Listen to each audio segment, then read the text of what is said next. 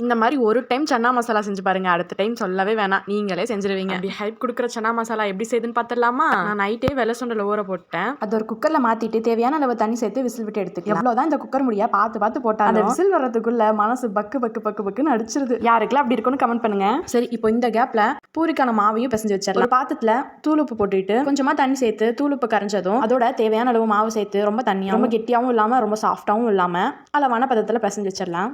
மாவு ட்ரை ஆகாம இருக்க லைட்டா எண்ணெயை அப்ளை பண்ணி வச்சிடலாம். இப்போ சன்னா மசாலாக்கு ஒரு வடச்சட்டியில் எண்ணெய் சேர்த்துட்டு எண்ணெய் சூடானதோ அதுல சோம்பு, சீரகம், பட்டை, லவங்கம், ஏலக்காய், கொஞ்சமா கல்பாசி அதெல்லாம் பொரிஞ்சதும் பொடி பொடியா கட் பண்ணி வச்ச பெரிய வெங்காயம் லைட்டா வதக்கிட்டு அதோட தேவையான அளவு தக்காளி, கொஞ்சமா கல்லுப்பு, தக்காளியும் நல்லா வதங்கினதுக்கு அப்புறம் கொஞ்சமா முந்திரியும் கொஞ்சமா தேங்காயும் சேர்த்து ஒரு வடச்சட்டியில் எண்ணெய் சேர்த்துட்டு எண்ணெய் சூடானதும் பட்டை, லவங்கம், பொடி பொடியா கட் பண்ண பெரிய வெங்காயம், பச்சை மிளகாய், வெங்காயம் வதங்கினதும் அரைச்சி வச்ச பேஸ்ட்டையும் சேர்த்துக்கிட்டு அதோட வரமிளகாய் தூள், கரம் மசாலா, தேவையான அளவு உப்பு, கொத்தமல்லி தூள் எல்லாத்தையும் சேர்த்து நல்லா கலந்து விட்டு ஒரு மூடியை போட்டு மூடிடலாம். இந்த அளவுக்கு எண்ணெய் பிரிஞ்சு வந்ததும் இப்போ வேக வச்ச சுண்டலையும் சேர்த்துக்கலாம். ஒரு 10 மினிட்ஸ் வேக வச்சா போதும். அவ்வளோதான் ஃபைனலா. கொஞ்சமா லெமன் ஜூஸ், கொத்தமல்லி தலை, கருவேப்பிலையும் சேர்த்தோம் அப்படின்னா சன்னா மசாலா ரெடி. அப்புறம் என்ன, பிசைஞ்சு வச்ச பூரி மாவை குட்டியா உருண்டை பிடிச்சி மொத்தமாவும் இல்லாம மெல்லிசாமும் இல்லாம சூடான எண்ணெயில போட்டு புசு புசுன்னு பொரிச்சு எடுத்தோம் அப்படின்னா பூரியும் ரெடி. ஒரு தட்டில் சுட பூரியை போட்டு சன்னா மசாலா வச்சு சாப்பிட்றதுக்கு அல்டிமேட்டா இருந்ததுங்க. அப்புறம் என்ன, நீங்களும் செஞ்சு பார்த்துட்டு எடுத்ததுன்னு கமெண்ட் பண்ணுங்க. மறக்காம கொஞ்சம் ஃபாலோ பண்ணிடுங்க.